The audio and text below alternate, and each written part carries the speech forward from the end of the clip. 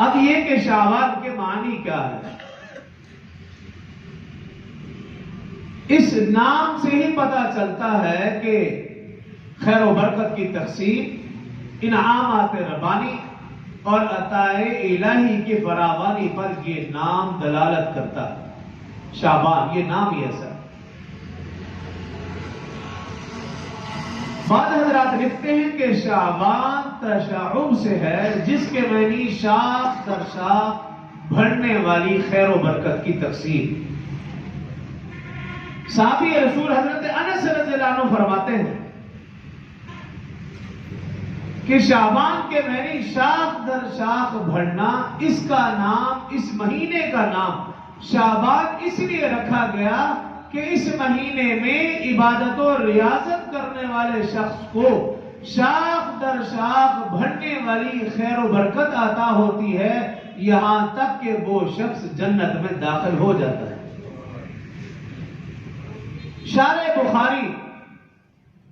علامہ بدر الدین تمیمی رحمت اللہ تعالی علیہ اس نام کے حوالے سے لکھتے ہیں کہ شعبان کے معنی ہے اجتماع۔ فرماتے ہیں کہ پہلے لوگ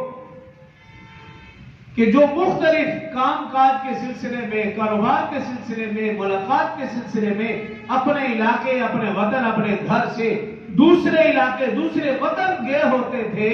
جب شعبان کا مہینہ آتا وہ تمام کے تمام لوگ اپنے علاقے، اپنے گھروں، اپنے وطن میں واپس آ جایا کرتے تھے تاکہ شیان شان رمضان کا استقبال ہو سکے، اس لیے شعبان کے معنی اجتماع۔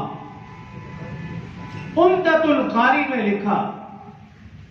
کہ شعبان شعب سے ہے، اور شعب اس راستے کو کہتے ہیں جو بلندی کی طرف جاتا ہے، اور فرماتے ہیں کہ جو شخص اس مہینے میں عبادت و ریاضت کا اہتمام کرتا ہے، اللہ اسے ایسی بلندی تک پہنچاتے ہیں کہ وہ رمضان میں بھی آسانی سے اللہ کو راضی کر سکتا ہے، اور اللہ کو راضی کرنے کے بعد وہ آسانی سے جنت میں داخل ہو سکتا ہے۔ یہ شعبان کے معنی۔